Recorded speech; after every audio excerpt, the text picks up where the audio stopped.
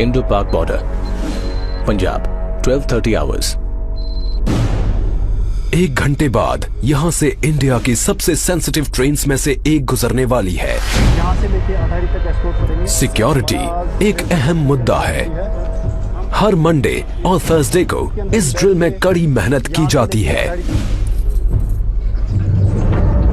BSF की responsibility है कि पहले जब गेट खुलेगा तो एक पार्टी गेट के आगे जाएगी, गेट के आगे का इलाका सर्च करेगी, किसी प्रकार की सस्पेक्टेड कोई चीज छुपी तो नहीं है वहाँ पे।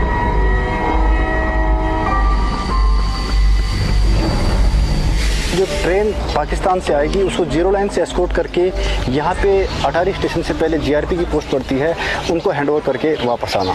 साथ में डोमिनेटिंग फीचर के ऊपर में हमारे वेपन माउंट होते हैं तथा गाड़ियों के ऊपर में वेपन माउंट होते हैं कि किसी प्रकार की कंटीजेंसी या कोई बंदा भागने की कोशिश करे तो उसे हम चेज करके पकड़ सकें। अटारी का high profile busy border Punjab के दूसरे बॉर्डर एरिया से बिल्कुल उलट है। इसकी उपजाऊ जमीन की वजह से पंजाब को इंडिया की ब्रेड बास्केट भी कहा जाता है। इसकी थोड़ी सी जमीन इंटरनेशनल बॉर्डर और फेंस के बीच में पड़ती है।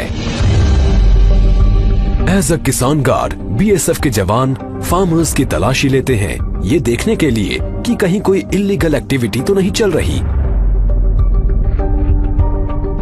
यहाँ पर जो फेंसिंग है और जीरो लाइन के बीच में 200-250 मीटर आगे तक किसानों का जमीन है। आगे हमारे जिस टाइम किसान जाते हैं उनको प्रॉपर हम चेक करते हैं और उनके साथ हम सुरक्षा गार्ड आगे भेजते हैं ताकि ऐसी जो सामान जो पाकिस्तान की तरफ से जैसे कि तस्करी का सामान होता है, हीरोइन वगैरह होता है और हथियार हमने हमारे कंट्री के अंदर नहीं है।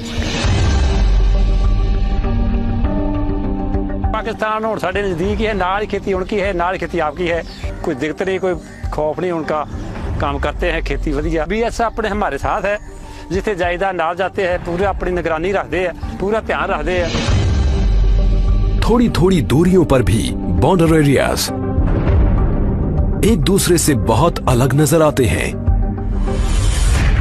बॉर्डर के कुछ हिस्सों में सीजनली पानी भर जाता है, जिससे सिंपल पेट्रोलिंग भी मुश्किल हो जाती है।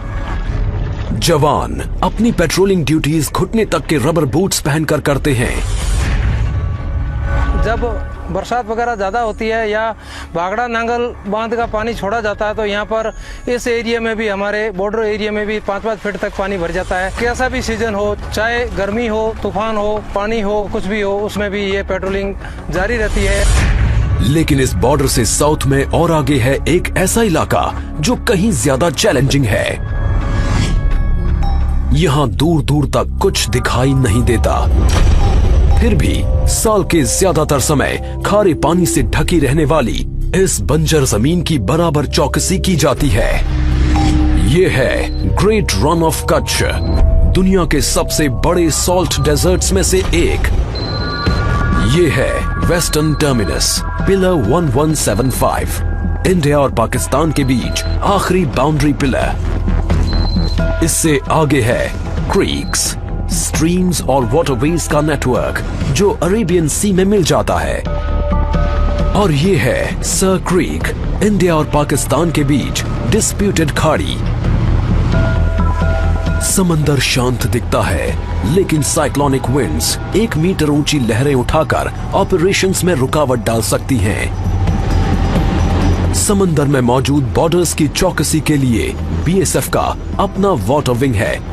नदियों और समंदर की पहरेदारी के लिए इन फास्ट अटैक क्राफ्ट्स में लगे अल्ट्रा मॉडर्न कम्युनिकेशन सिस्टम्स इस्तेमाल किए जाते हैं। इस वेसल को हम रात को दिन में कभी मूव कर सकते हैं। लेटेस्ट टेक्नोलॉजी के हमारे जीपीएस है, रडार है, इको साउंडर दे रखा है, तो ये इसमें लेटेस्ट मैप्स इसमें फीड कर रखे हैं। इसमें हमने रूट मार्क कर रखे हैं, रात को सुबह हम कभी इसमें मार्च कर सकते हैं। सावला पीर क्रीक्स में ये एक ऐसी लैंड आउटपोस्ट है जो कई किलोमीटर के इलाके में हाईएस्ट पॉइंट है। बॉर्डरमैन हाई बूट्स और एंकलेट्स पहनते हैं ताकि उनके पैर जानलेवा सांपों से बच सके। वो इस वीरान पोस्ट पर साल के 6 महीने निगरानी रखते हैं। इसकी स्ट्रेटेजिक इंपॉर्टेंस बहुत ज्यादा है और इसकी वजह है पाकिस्तानी एक्टिविटीज। क्रीक्स के आसपास कीचड़ और दलदली जमीन पर दिन में 2 बार आने वाले हाई टाइड्स की वजह से पानी भर जाता है। इस जियोग्राफिकल चैलेंज को कंट्रोल करने के लिए स्पेशल स्किल्स की जरूरत होती है और ये क्रीक क्रोकोडाइल कमांडोज पानी और दलदल दोनों में काम को बखूबी अंजाम देते हैं। क्रीक्स में आने के तमाम रास्तों से घुसपैठ का खतरा बना रहता है। पड़ोसी की पकड़ी गई ये बोट्स इलाके की स्ट्रेटेजिक इंपॉर्टेंस की तरफ इशारा करती हैं। ऐसा इलाका जहां बॉर्डरमैन का इम्तिहान उस पार बैठा दुश्मन ही नहीं, यहां की जमीन भी लेती है। हजारों किलोमीटर दूर इंडिया के ईस्टर्न फ्रंट पर पड़ोसी बांग्लादेश का रुख दोस्ताना है, लेकिन फ्रेंडली बॉर्डर की पहरेदारी में अलग तरह के चैलेंजेस होते हैं, जैसे कैटल स्मगलर्स,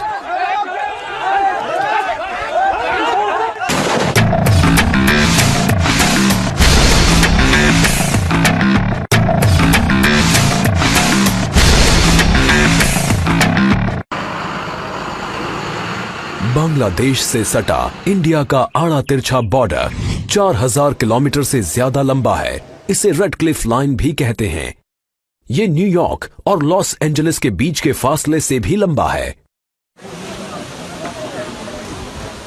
त्रिपुरा इंडिया का ये तीसरा सबसे छोटा स्टेट 3 तरफ से बांग्लादेश से घिरा हुआ है।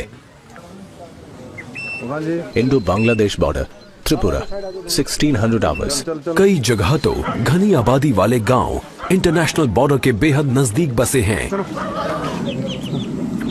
ये जो 2033 बॉर्डर पिलर है, ये बिल्कुल ये जो एक फैमिली है, इसके 2 भाई अभी बांग्लादेश में, 2 इंडिया में, और उनकी जो परिवार है ये दोनों आधा आधा बटा हुआ है, और ये बॉर्डर पिलर इन दोनों को मतलब आधा आधा करता है। इस इलाके की पुलिसिंग एक उलझन भरा काम है, क्योंकि कई बड़ी एक्सटेंडेड फैमिलीज बॉर्डर के दोनों तरफ रहती हैं। हम लोग ऐसा कोई महसूस नहीं हुआ ये इंडिया है या बांग्लादेश है। हम लोगों का बहन भी वहाँ पर शादी हो रहा है, मेरा भाई भी वहाँ पर शादी हुआ है, मेरे काका भी उधर की शादी करने वाला है, मेरा नाना का घर भी उधर ही है। लेकिन आबादी से दूर घनी हरियाली से ढकी त्रिपुरा की लो हिल्स मुसीबत पैदा करती हैं। बॉर्डरमैन को यहाँ मस्कीटो नेट फेस मास्क पहनकर चौकसी करनी पड़ती है, क्योंकि इस इलाके में है दुनिया का deadliest malaria parasite Plasmodium falciparum. Local इसकी ट्रीटमेंट का कोई यहाँ पर प्रावधान नहीं है, और हम लोगों को इन बंदों को जो है हेक्टर से इवैक्यूएट करना पड़ता है, और चूंकि यहाँ पर रोड कनेक्टिविटी नहीं है, और इस वजह से जो है इसमें कई बार ले जाने में काफ़ी दिक्कत होती है, और बंदा लेट होने से जो है उसकी जान भी जा सकती है। क्रू को भी ये नेट्स पहनाए गए हैं। ये यूनिफॉर्म्स लाइफ और डेथ के बीच बारीक शील्ड का काम करती हैं, और ये खतरनाक इलाका ही इनका असली दुश्मन है। त्रिपुरा के साउथ वेस्ट में 300 किलोमीटर से थोड़ा आगे बीएसएफ के ये जवान रात में चौकसी कर रहे हैं। यहाँ चैलेंजेस बिल्कुल अलग हैं। North 24 Pargana district, West Bengal, 200 hours. Thermal imager पर सस्पिशियस मूवमेंट पकड़ी जाती है।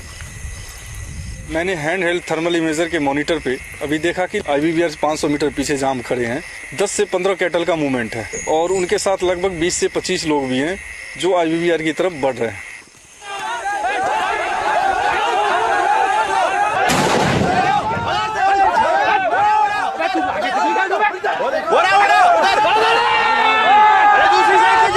पीछा किया और पकड़ लिया। इंडिया बांग्लादेश बॉर्डर के 1/4 हिस्से पर फेंस नहीं है, इसी वजह से इन इलाकों में बहुत ज्यादा कैटल स्मगलिंग होती है। 2014 में लाखों डॉलर कीमत के करीब 20 लाख कैटल बॉर्डर के पार स्मगल किए गए थे। बॉर्डरमैन की स्ट्रेटेजिक पेट्रोलिंग टैक्टिक्स की वजह से अब स्मगलिंग में तेजी से कमी आई है। वेस्टर्न बॉर्डर की ही तरह यहां ईस्टर्न बॉर्डर पर जमीन पर सिर्फ बोट्स ही नहीं होते। बीएसएफ का specialised water wing Bay of Bengal के आसपास के तमाम वाटर चैनल्स को मॉनिटर करता है। Sundarbans, West Bengal, 10 hours. लगभग 10,000 स्क्वायर किलोमीटर्स इलाके में फैला सुंदरबन का आकार तकरीबन जमाइका जितना है। इसमें से आधा इंडिया में है और बाकी का बांग्लादेश में। यहां बीएसएफ तय काम को अंजाम देती है। गर्म और उमस भरे सुंदरबन में नहरों, कीचड़ और छोटे आइलैंड्स का एक उलझा हुआ नेटवर्क है। इलाका दलदली है और इसकी वीरानियों में मंडराते हैं जानलेवा क्रीचर्स, डंक मारने वाले से फाड़ डालने वाले तक। दुर्गा उन 3 फ्लोटिंग बॉर्डर आउटपोस्ट्स में से एक है जहां बीएसएफ सुंदरबन के आसपास के दूर दूर तक फैले रिवराइन बॉर्डर को मॉनिटर करने के लिए इस्तेमाल करती है। 353 टन का हर वेसल लैस है इको साउंडर्स और सैटेलाइट नेविगेशन इक्विपमेंट से, ताकि जवान इस बदलते मंजर पर महारत हासिल कर सकें। दुर्गा में रहते हैं 30 बॉर्डरमैन। बाकियों की तरह ये लैस हैं 4 फास्ट पेट्रोल बोट से, जो स्मगलिंग और घुसपैठ को कंट्रोल करने के लिए फ्लोटिंग चेक पॉइंट्स की तरह काम करती हैं।